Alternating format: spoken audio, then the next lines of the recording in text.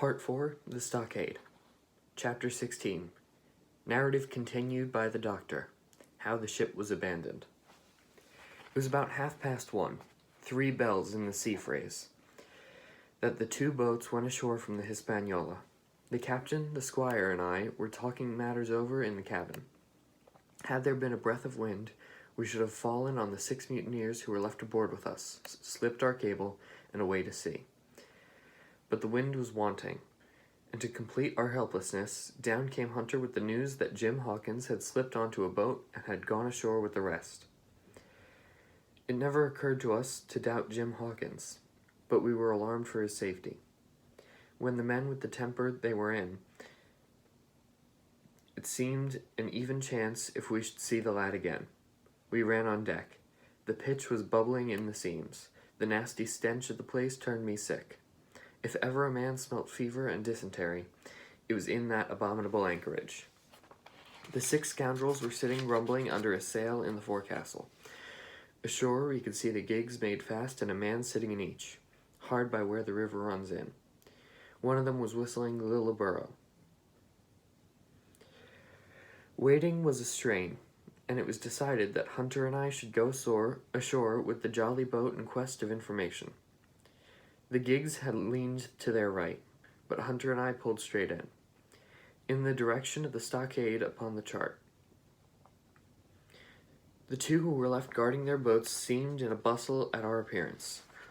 Lilliburello stopped off, and I could see the pair discussing what they ought to do. Had they gone and told Silver, all might have turned out differently. But they had their orders, I suppose, and decided to sit quietly where they were and hark back again to Lilliburello. There was a slight bend in the coast, and I steered so as to put it between us. Even before we landed, we had thus lost sight of the gigs. I jumped out and came near running as I durst, with a big silk handkerchief under my hat for coolness' sake, and a brace of pistols ready primed for safety. I had not gone 100 yards when I had reached the stockade. This was how it was. A spring of clear water rose almost at the top of a knoll. Well on the knoll, and enclosed in the spring, they had clapped a stout log house fit to hold 200 of people on a pinch and loopholed for musketry on either side. All round this they had cleared a wide space, and then the thing was completed by a paling 6 feet high, without door or opening, too strong to pull down, without time and labor, and too open to shelter the besiegers. The people in the log house had them in every way. They stood quiet in shelter and shot the others like partridges. All they wanted was a good watch and food, for short of a complete surprise, they might have held the place against a regiment. What particularly took my fancy was the spring, for though we thought we had a good enough place of it in the cabin of the Hispaniola, with plenty of arms and ammunition, and things to eat and excellent wines, there had been one thing overlooked. We had no water. I was thinking this over when we came ringing over the island the cry of a man at the point of death. I was not new to violent death. I have served His Royal Highness the Duke of Cumberland, and got a wound myself at Fontenoy, but I knew my pulse went dot and carry 1. Jim Hawkins is gone, was my first thought. It is something to have been an old soldier, but more still to have been a doctor. There's no time to dilly-dally in our work, and so now I made up my mind instantly, and with no time lost, I returned to the shore and jumped on board the jolly boat. By good fortune, Hunter pulled a good oar. We made the water fly, and the boat was soon alongside and aboard the schooner. I found them all shaken, as was natural. The squire was sitting down, white as a sheet, thinking of the harm he had led us to, the good soul. And one of the 6 forecastle hands was little better. "There's a man," says Captain Smollett, nodding towards him, "new to this work. He came nigh hand fainting, Doctor, when we heard the cry. Another touch of the rudder and that man would join us." I told my plan to the captain, and between us we settled on the details of its accomplishment. We put old Redruth in the gallery between the cabin and the forecastle, with 3 or 4 loaded muskets and a mattress for protection. Hunter brought the boat round under the stern port, and Joyce and I set to work loading her with powder tins, muskets, bags of biscuits, kegs of pork, and a cask of cognac, and my invaluable medicine chest. In the meantime, the squire and the captain stayed on deck, and the latter hailed the coxswain, who was the principal man aboard. "Mr. Hands," he said, "there are 2 of us with a brace of pistols each. If any one of you 6 make a signal of any description, that man's dead." They were a good deal taken aback, and after a little consultation, one and all tumbled toward the fore companion, thinking no doubt to take us on the rear. But when they saw Redruth waiting for them in the sparred galley, they went about ship at once, and popped out again on deck. "Down, dog!" cried the captain, and the head popped back again, and we heard no more, for the time, of these 6 very faint-hearted seamen. By this time, tumbling things in as they came, we had the jolly boat loaded as much as we dared. Joyce and I got out through the stern port, and we made for shore again as fast as oars could take us. The second trip fairly aroused the watchers along the shore. Lullabilero was dropped again, and just before we lost sight of them behind the little point, one of them whipped ashore and disappeared. I had half a mind to change my plan and destroy their boats, but I feared that Silver and the others might be close at hand, and all might very well be lost by trying for too much. We had soon touched land in the same place as before and set to provision the blockhouse. All 3 made the first journey, heavily laden, and tossed our stores over the palisade. Then, leaving Joyce to guard them, 1 man, to be sure, but with half a dozen muskets, Hunter and I returned to the jolly boat and loaded ourselves once more. So we proceeded without pausing to take breath, till the whole cargo was bestowed, when the 2 servants took up their position in the blockhouse, and I, with all my power, sculled back to the Hispaniola. That we should have risked a second boatload seems more daring than it really was. They had the advantage of numbers, of course, but we had the advantage of arms. Not one of the men ashore had a musket, and before they could get within range for pistol shooting, we flattered ourselves we should be able to give a good account of a half dozen at least. The squire was waiting for me at the stern window, all his faintness gone from him. He caught the painter and made it fast, and we fell to loading the boat for our very lives. Pork, powder, and biscuit was the cargo, with only a musket and a cutlass apiece for the squire and me and Redruth and the captain. The rest of the arms and powder we dropped overboard in 2 fathoms and half of water, so that we could see the bright steel shining far below us in the sun, on the clean, sandy bottom. By this time the tide was beginning to ebb, and the ship was swinging round to her anchor. Voices were heard faintly hollowing in the direction of the 2 gigs, and though this reassured us for Joyce and Hunter, who were well to the eastward, it warned our party to be off. Redruth retreated from his place in the gallery and dropped into the boat, which we then brought round to the ship's counter to be handier for Captain Smollett. "Now, men," said he, "do you hear me?" There was no answer from the forecastle. "It's to you, Abram Gray. It's to you I am speaking." Still no reply. "Gray," resumed Mr. Smollett, a little louder, "I am leaving the ship, and I order you to follow your captain. I know you're a good man, at bottom, and I dare say not one of the lot of you's as bad as he makes out. I have my watch here in my hand. I give you 30 seconds to join me in." There was a pause. "Come, my fine fellow," continued the captain. "Don't hang so long in stays. I'm risking my life and the lives of these good gentlemen every second." There was a sudden scuffle, a sound of blows, and out burst Abram Gray with a knife cut on the side of cheek, and came running to the captain like a dog to the whistle. "I'm with you, sir," said he. And the next moment he and the captain had dropped aboard of us, and we had shoved off and given way. We were clear out the ship, but not yet ashore in our stockade. Chapter 17. Narrative continued by the Doctor. The Jolly Boat's last trip. This fifth trip was quite different from any of the others. In the first place, the little gallipot of a boat we were in was gravely overloaded. 5 grown men, and 3 of them, Trelawney, Redruth, and the captain, over 6 feet high, was already more than she was meant to carry. Add that to the powder, pork, and bread bags, the gunwale was lipping astern.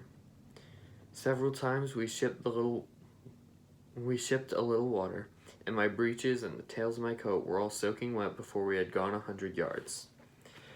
The captain made us trim the boat, and we got her to lie a little more evenly. All the same, we were afraid to breathe. In the second place, the ebb was now making a strong rippling current running westward through the basin, and then southward and seaward toward the straits by which we had entered in the morning. Even the ripples were a danger to our overloaded craft, but the worst of it was that we were swept out of true course and away from our proper landing place behind the point. If we let the current have its way, we should come ashore beside the gigs, where the pirates might appear at any moment. I cannot help her head for the stockade, sir, said I to the captain. I was steering while he and Redruth, 2 fresh men, were at our oars. The tide keeps washing her down. Could you pull a little stronger? Not without swamping the boat, said he. You must bear up, sir. If you please, bear up until you see you're gaining. I tried and found by experiment that the tide kept sweeping us westward until I had laid her head due east, or just about right angles to the way we ought to go. We'll never get ashore at this rate, said I. If it's the only course that we can lie, sir, we must even lie it, returned the captain. We must keep upstream. You see, sir, he went on. If once we drop to leeward of the landing place, it's hard to say where we could get ashore. Besides the chance of being boarded by the gigs, whereas the way we go to the current must be slackened. And then we could dodge back along the shore. The current's less already, sir, said the man Gray, who was sitting at the foresheets. You can ease her off a bit. Thank you, my man, said I, quite as if nothing had happened, for we had all quietly made up our minds to treat him like one of ourselves. Suddenly, the captain spoke up again, and I thought his voice was a little changed. The gun, said he. I've thought of that, said I, to make sure I was thinking of a bombardment at the fort. They could never get a gun ashore, and if they did, they could never haul it through the woods. Look astern, Doctor, replied the captain. We had entirely forgotten the long 9, and there, to our horror, were the 5 rogues busy about her, getting off her jacket, and they called the stout tarpaulin cover under which she was sailed. Not only that, but it flashed into my mind at the same moment that the round shot and the powder for the gun had been left behind, and a stroke with an axe would put it all into the possession of the evil ones aboard. Israel was Flint's gunner, said Gray hoarsely. At any risk, we put the boat's head direct for the landing place. By this time, we had got so far out of the run of the current that we kept steerage way even at our necessary gentle rate of rowing, and I could keep her steady for the goal. But the worst of it was that the courses now held, we turned our broadside against the stern to the Hispaniola and offered a target like a barn door. I could hear as well as see that brandy-faced rascal Israel Hands plumbing down a round shot on the deck. Who's the best shot? Said the captain. Mr. Trelawney, out and away, said I. Mr. Trelawney, will you please pick me off one of these men, sir? Hands, if possible, said the captain. Trelawney was as cool as steel. He looked to the priming of his gun. Now, cried the captain, easy with that gun, sir, or you'll swamp the boat. All hands stand by to trim her when he aims. The squire raised his gun, the rowing ceased, and we leaned over to the other side to keep the balance, and all was so nicely contrived that we did not ship a drop.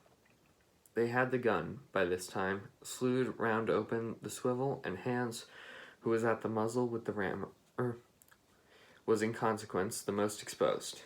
However, we had no luck, for as Trelawney fired, down he stooped. The ball whistled over him, and it was one of the other 4 who fell. The cry he gave was echoed not only by his companions on board, but by a great number of voices from the shore, and looking in that direction I saw the other pirates trooping out from among the trees and tumbling into their places in the boats. "Here come the gigs, sir," said I. "Give way, then," cried the captain. "We mustn't mind if we swamp her now. If we can't get ashore, all's up." "Only one of the gigs is being manned, sir," I added. "The crew of the other is most likely going round by shore to cut us off." "They'll have a hot run, sir," returned the captain. "Jack ashore, you know. It's not them I mind, it's the round shot, carpet bowls. My lady's maid couldn't miss. Tell us, squire, when you see the match, and we'll hold water." In the meanwhile, we had been making headway at a good pace, for the boat so overloaded, and we had shipped but little water in the process. We were now close in, 30 or 40 strokes, and we could beach her, for the ebb had already disclosed a narrow belt of sand below the clustering trees. The gig was no longer to be feared. The little point had already concealed it from our eyes. The ebb tide, which had cruelly delayed us, was now making reparation and delaying our assailants. The one source of danger was the gun. "If I durst," said the captain, "I'd stop and pick off another man." But it was plain that they meant nothing should delay their shot. They had never so much as looked at their fallen comrade, though he was not dead, and I could see him trying to crawl away. "Ready?" cried the squire. "Hold!" cried the captain, quick as an echo. And he and Redruth backed with great heave that set her stern bodily under water. The report fell in at the same instant of time. This was the first that Jim heard, the sound of the squire's shot not having reached him where the ball passed. Not one of us precisely knew, but I fancy it must have been over our heads, and that the wind of it may have contributed to our disaster. At any rate, the boat sank by the stern, quite gently, in 3 feet of water, leaving the captain and myself facing each other on our feet. The other 3 took complete headers, and came up again drenched and bubbling. So far, there was no great harm. No lives were lost, and we could wade ashore in safety. But there were all our stores at the bottom, and to make things worse, only 2 guns out of 5 remained in a state of service. Mine I had snatched from my knees and held over my head, by a sort of instinct. As for the captain, he had carried his over his shoulder by a bandolier, and like a wise man, lock uppermost. The other 3 had gone down with the boat. To add to our concern, we heard voices already drawing near us in the woods along shore, and we had not only the danger of being cut off from the stockade in our half-crippled state, but the fear before us whether, if Hunter and Joyce were attacked by half a dozen, they would have the sense to conduct to stand firm. Hunter was steady, that we knew, and Joyce was a doubtful case. A pleasant, polite man for a valet and to brush one's clothes, but not entirely fitted for a man of war. With all this in our minds, we waded ashore as fast as we could, leaving behind the poor jolly boat and a good half of our powder and provisions. Chapter 18. Narrative continued by the doctor. End of the first day's fighting. We made our best speed across the strip of wood that now divided us from the stockade, and at every step we took the voices of the buccaneers rang nearer. Soon we could hear their footfalls as they ran, and the crackling of the branches as they breasted across a bit of thicket. I began to see we should have had a brush in it for earnest, and looked into my priming. "Captain," said I, "Trelawney is the dead shot. Give him your gun. His own is useless." They exchanged guns, and Trelawney, silent and cool as he had been since the beginning of the bustle, hung a moment on his heel to see that all was fit for service. At the same time, observing Gray to be unarmed, I handed him my cutlass. It did all our hearts good to see him spit in his hand, knit his brows, and make the blade sing through the air. It was plain from every line of his body that our new hand was worth his salt. 40 paces farther, we came to the edge of the wood and saw the stockade in front of us. We struck the enclosure about the middle of the south side, and almost at the same time, 7 mutineers, Job Anderson, the boatswain, at their head, appeared in full cry at the southern-western corner. They paused as if taken aback, and before they recovered, not only the squire and I, but Hunter and Joyce from the blockhouse had time to fire. The 4 shots came in rather a scattering volley, but they did the business. One of the enemy actually fell, and the rest, without hesitation, turned and plunged into the trees. After reloading, we walked down the outside of the palisade to see to the fallen enemy. He was stone dead, shot through the heart. We began to rejoice over our good successes when just at the moment a pistol cracked in the bush. A ball whistled close past my ear, and poor Tom Redruth stumbled and fell his length on the ground. Both the squire and I returned the shot, but as we had nothing to aim at, it is probable we only wasted powder. Then we reloaded and turned our attention to poor Tom. The captain and Gray were already examining him, and I saw with half an eye that all was over. I believe the readiness of our return volley had scattered the mutineers once more, for we were suffered without further molestation to get the poor old gamekeeper hoisted over the stockade and carried, groaning and bleeding, into the log house. Poor old fellow, he had not uttered one word of surprise, complaint, fear, or even acquiescence from the very beginning of our troubles till now, when we had laid him down in the log house to die. He had lain like a Trojan behind its mattress in the gallery. He had followed every order silently, doggedly, and well. He was the oldest of our party by a score of years, and now, sullen old, serviceable servant, it was he that was to die. The squire dropped down beside him on his knees and kissed his hand, crying like a child. "Be I going, doctor?" he asked. "Tom, my man," said I, "you're going home." "I wish I had a lick at them with the gun first," he replied. "Tom," said the squire, "say you forgive me, won't you?" "Would that be respectful, like, from me to you, squire?" was the answer. "Howsoever be it, man." After a little while of silence, he said he thought somebody might read a prayer. "It's the custom, sir," he added apologetically, and not long after, without another word, he passed away. In the meantime, the captain, who I had observed to be wonderfully swollen about the chest and pockets, it turned out a great many various stories: the British colours, a Bible, a coil of stoutish rope, pen, ink, a logbook, and pounds of tobacco.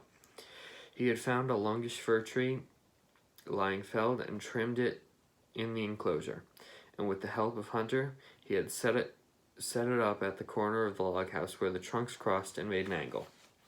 Then, climbing on the roof, he had with his own hand bent up and run the colors. This seemed mightily to relieve him. He re-entered the log house and set about continuing the stores as if nothing else existed. But he had an eye on Tom's passage for all that, and as soon as all was over, came forward with another flag, reverently spread it on the body. "Don't you take on, sir," he said, shaking the squire's hand. "All's well with him. No fear for a hand that's been shot down in the duty to captain and owner. It mayn't be good divinity, but it's a fact." Then he pulled me aside.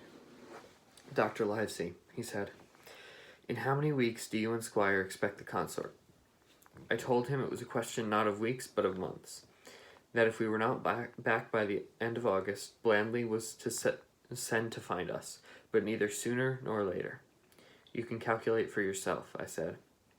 "I'm making a large allowance, sir, for all of the gifts of Providence, should I say we were pretty close hauled." "How do you mean?" I asked. "It's a pity, sir. We lost that second load." "That's what I mean," replied the captain. "As for powder and shot, will do. But the rations are short, very short. So short, Dr. Livesey, that we're perhaps as well without that extra mouth." And he pointed to the dead body under the flag.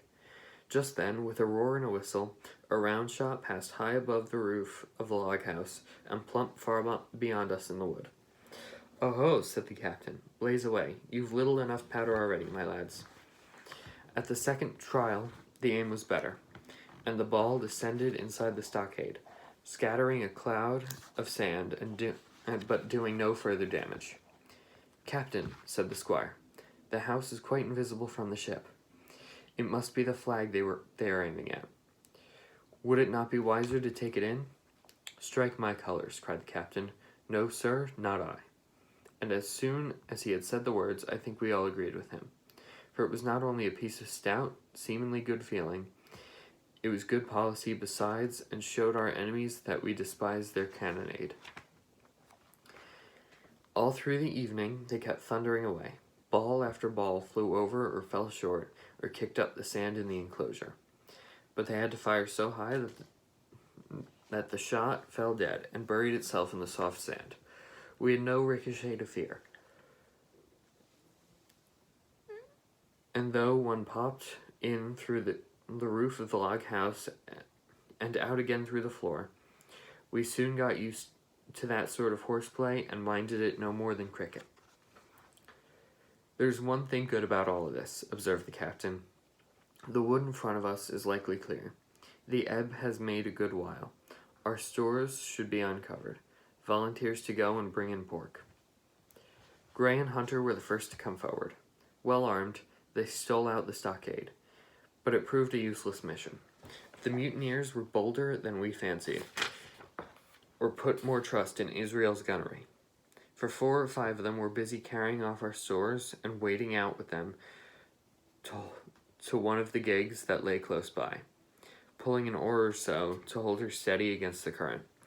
Silver was in the stern sheets in command, and every man of them was now provided with a musket from some secret magazine of their own. The captain sat down to his log, and here is the beginning of the entry.